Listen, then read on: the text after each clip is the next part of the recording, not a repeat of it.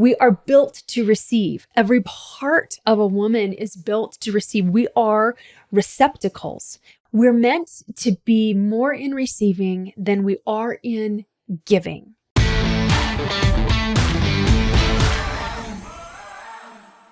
Hey there, prosperity seeker. Welcome to another episode of the Prosperity Approach. I'm your host, Allyson Chavez. I am so excited that you've joined me today and super excited to talk more about how it's not possible to do your way into being today. And what does that actually mean? What does it look like? And how do you let go of the very temptationness of doing and actually getting into being?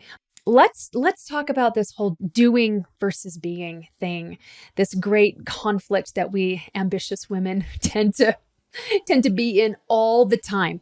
So here's the thing. Feminine is the being energy. Masculine is the doing energy. And we are really, really dialed in on the masculine. But because we're not men, we're women, we're not designed to be in constant do and constant push and constant go, or even the majority of the time like men are designed to be. And it leads to a lot of burnout. It leads to a lot of overwhelm. It leads to us feeling like we're not enough, all the things that we just, that make us feel disempowered as women. So I want to give you some tips to show you how to move out of doing and more into being and leading with the being. I think that's the question that my clients ask me all the time is how do you be? How do you be? And just show me what to do so that I can be, and then I'll do it so I can be. And I'm like, oh man, I understand this question and this frustration so much because I used to be there all the time. Now, here's the thing about women. Women are not natural givers.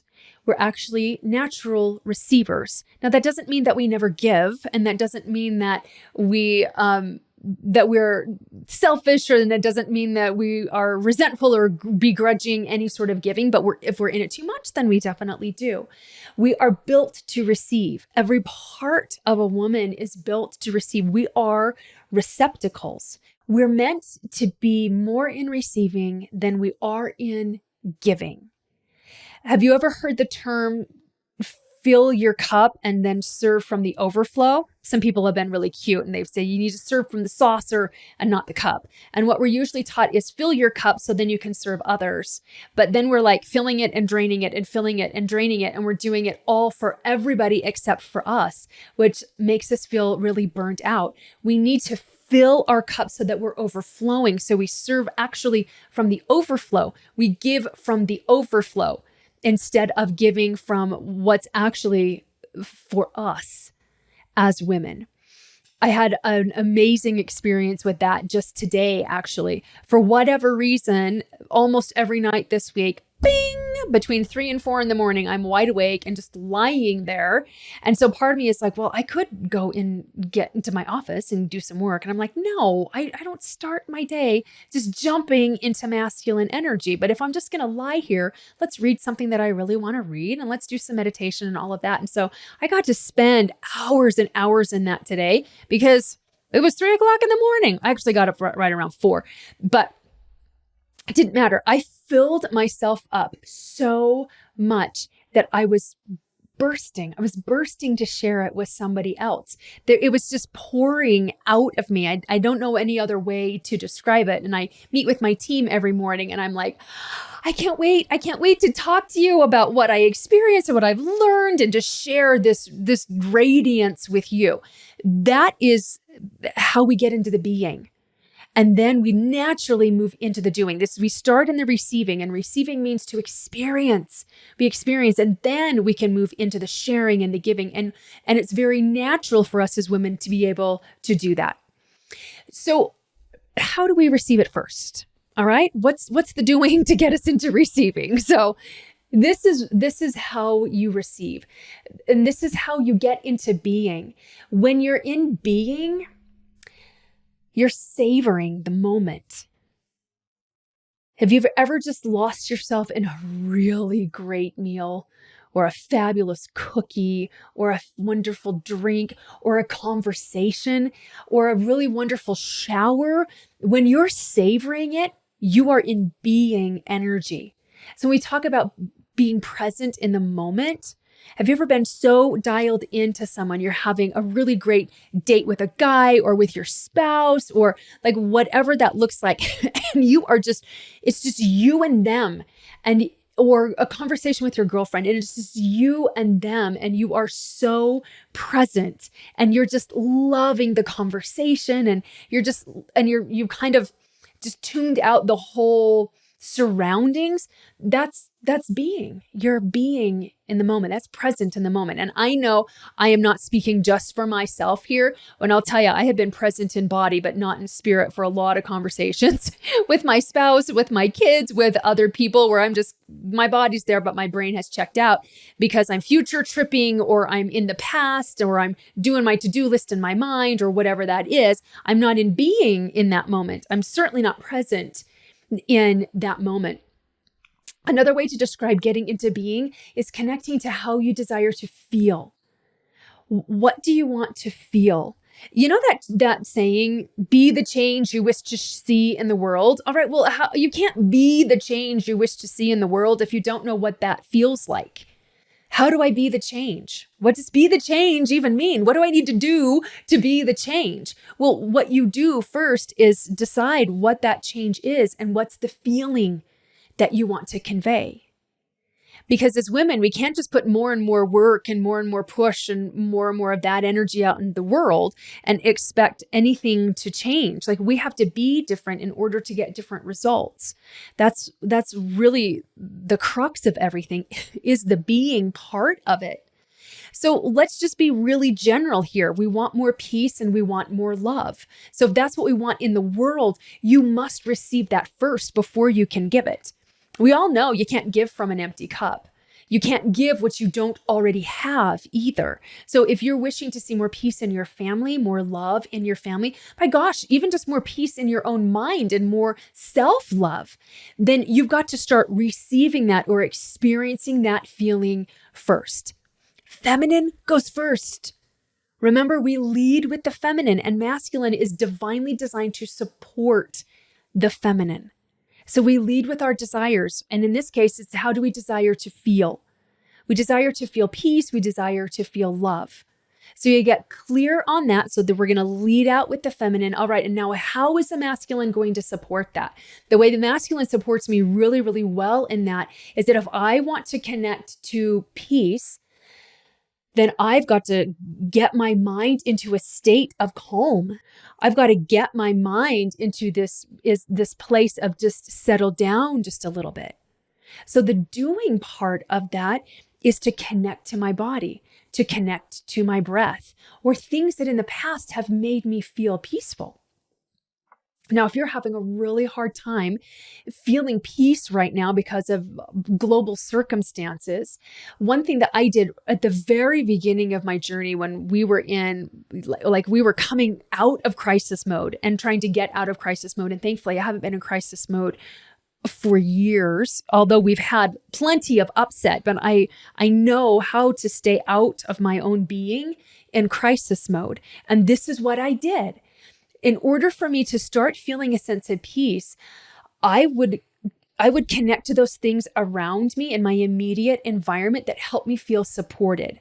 Because a lot of the times, if we're not feeling peaceful, it's because we feel an abandonment to a certain degree. We feel like we're all alone to try to figure things out, that nobody is going to help us. We feel like we're in this hostile environment and it's up to us to figure the way out, and we don't know how to get out. At least that's where I was.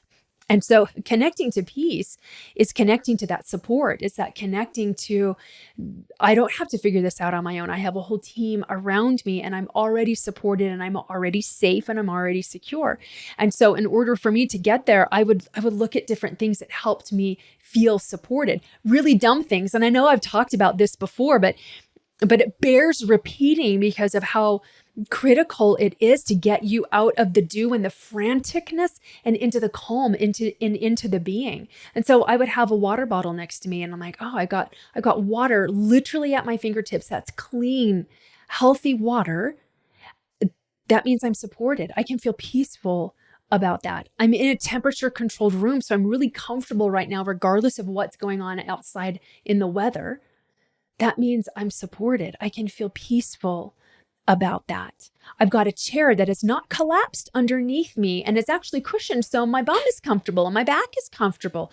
That means I'm supported. And I would literally talk myself through any anxiety or any worry or any of those kind of attacks that would come to help me get grounded. And it didn't take very long. Literally, it takes just a couple of minutes.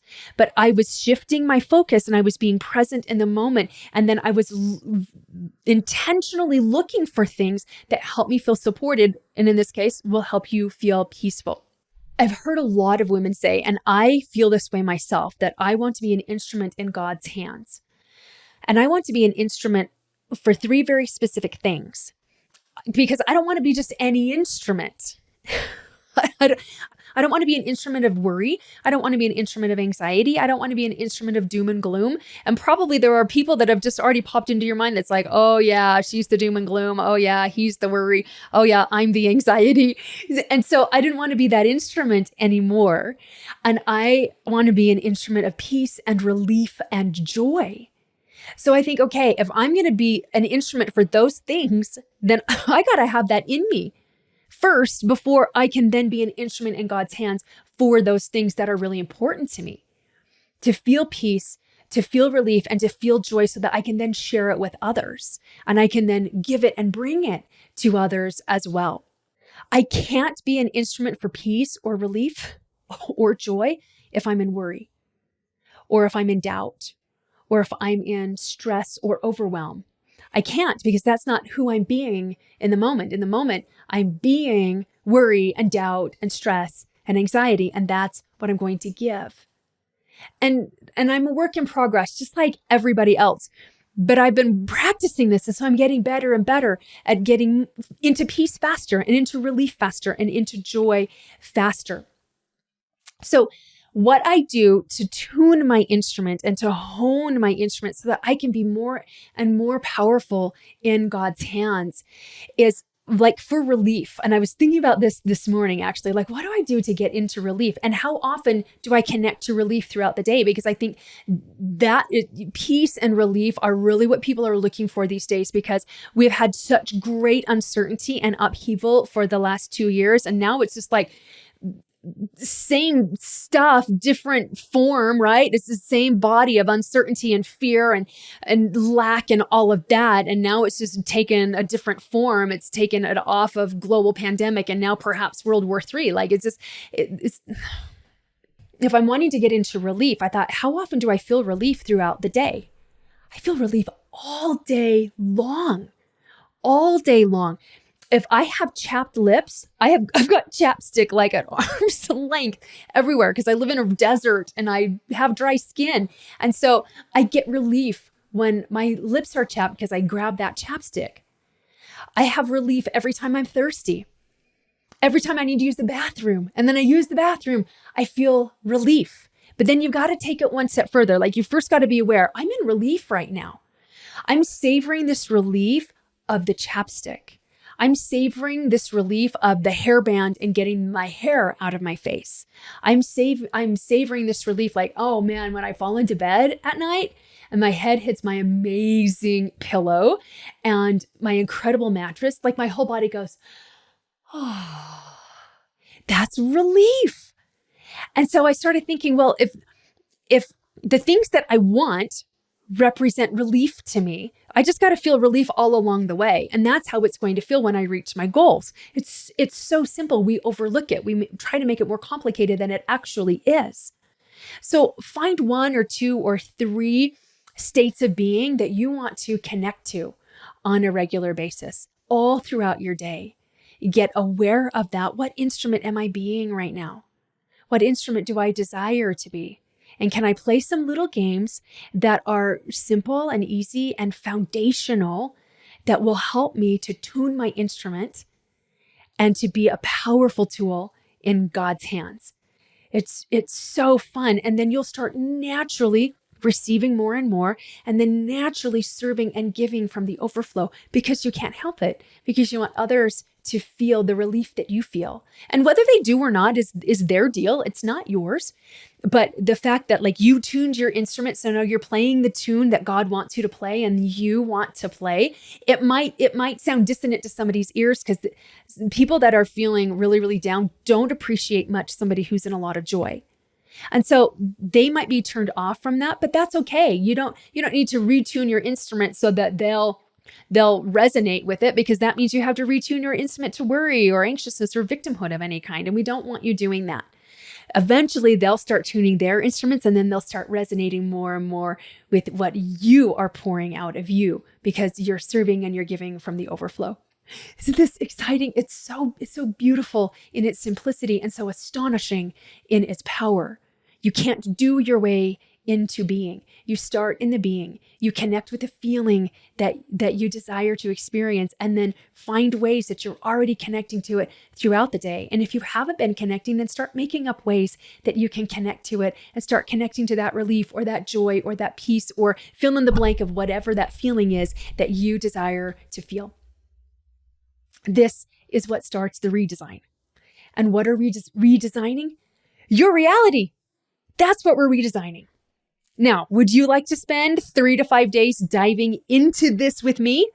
If so, then come join me for my next 3-day online workshop. It's called Redesign Your Reality, and we are going to take a deeper dive into this. We're starting soon.